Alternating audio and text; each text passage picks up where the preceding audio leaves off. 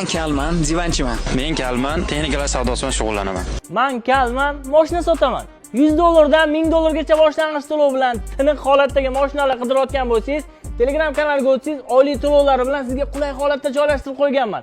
Videoga bitta like bosib, 5-6 ta kalani uyida saqlab, qanaqa mashina olishni bilmayotgan do'stingizga jo'natib qo'ying, kallarni ham atmetga qilib ketinglar. Men kalman, divanchiman. Men kalman, texnikalar savdosi bilan shug'ullanaman.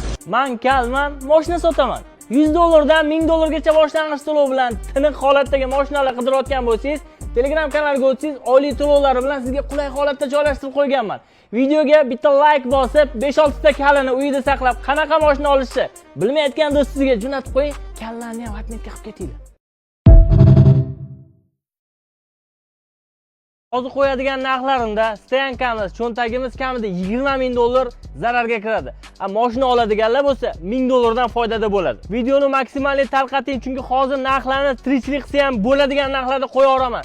Hyundai Tucson $19,500 ga olganman, $19,000 ga berib yuboriladi. 22-yil $900 boshlang'ich to'lov bilan hech qayerda yo'q bugundan boshlab. Chunki atsiyankalar 15% bo'lib qoldi. Men buni 18,5 ga olganman, 18 ga berib yuboraman. San'atda mashinasini 19,5 ga kelgan 19,000 ga naqd pulga beriladi. $1,300 qilib beraman boshlang'ichini.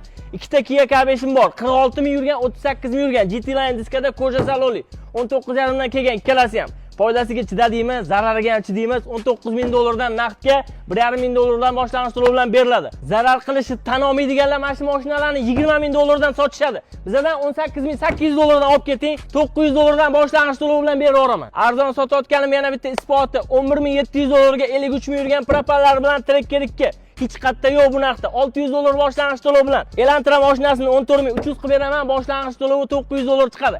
Hamma mashinani to'liq ma'lumoti, oylik to'lovlari Telegram kanalida bemalol o'tib maksimalli bilib barakasini qo'rsanglar bo'ladi. Mashina arzon bo'lsa olaman deb yurganlarga tashlab qo'yinglar.